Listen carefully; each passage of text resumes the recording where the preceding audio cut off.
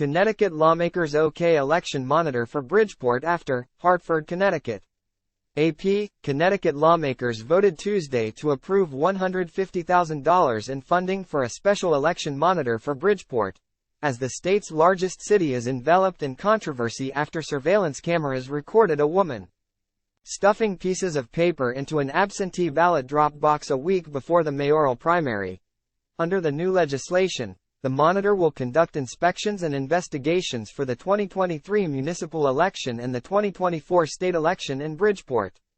The possible electoral fraud incident is already the subject of a state elections investigation and a civil lawsuit filed by the candidate who lost the primary. The measure overwhelmingly cleared the House of Representatives and Senate during a special legislative session. Republicans in the Democratic-controlled General Assembly insisted Connecticut must take more steps to tighten its electoral laws and ensure confidence.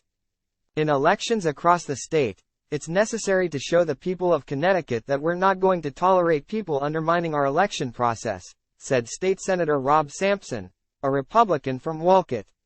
He said the video confirmed his fears about how absentee ballots can be misused. Sampson, as well as Republicans in the State House, unsuccessfully tried to amend the election monitor bill to get rid of drop boxes from outside all 169 city and town halls. Democrats said more needs to be learned about the video. They also contend that getting rid of ballot drop boxes would disenfranchise voters in other communities who've come to rely on the boxes, which were first installed during the pandemic as a safety measure. House Speaker Matt Ritter, a Democrat from Hartford, said his party takes the allegations of electoral fraud very seriously. The one question for today is, do you take a wrecking ball approach and ban everything for everybody else? Ritter said, or do you try to use more of a scalpel approach in dealing with a situation we all agree is serious? Republicans unsuccessfully attempted to pass other measures, including tougher criminal penalties for election lawbreakers and mandatory minimum prison sentences for those convicted of election crimes. Time equals 400 Ms. greater than Bridgeport Senator Marilyn Moore, a Democrat who also lost a mayoral primary to incumbent Mayor Joseph Ganim in 2019 that's currently under a separate criminal investigation, said the General Assembly should focus now on the election monitor and wait to hold a public hearing on other proposals. The $150,000 for the election monitor had been approved earlier this year for the two-year position, but it was mistakenly sent to the wrong state agency. The bill, which awaits Governor Ned Lamont's signature, also moves up the date of Connecticut's presidential primary from the last Tuesday in April to the first Tuesday, another measure that had received bipartisan support in the regular legislative session but failed in the final hours.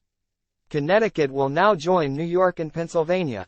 Leaders of both the state Democratic and Republican Party hope the move will lead to more campaign visits from presidential candidates and subsequently give Connecticut voters a greater say in the election. Time equals 400 Ms. greater than approval of Bridgeport's election monitor comes as John Gomes, who lost the September 12 Democratic primary to Ganim by 251 votes, has asked a state judge to either declare him the winner or order a new primary.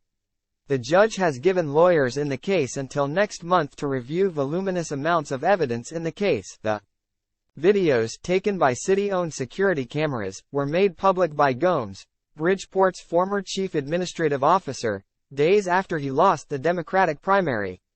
Excerpts posted by the Gomes campaign purport to show a woman visiting a drop box outside Bridgeport's City Hall annex multiple times during the early morning hours.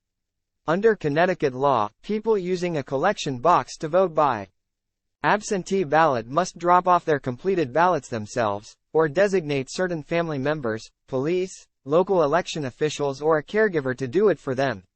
Ganim has said he did not condone, in any way, actions taken by anyone including any campaign, city, or elected officials, which undermines the integrity of either the electoral process or city property.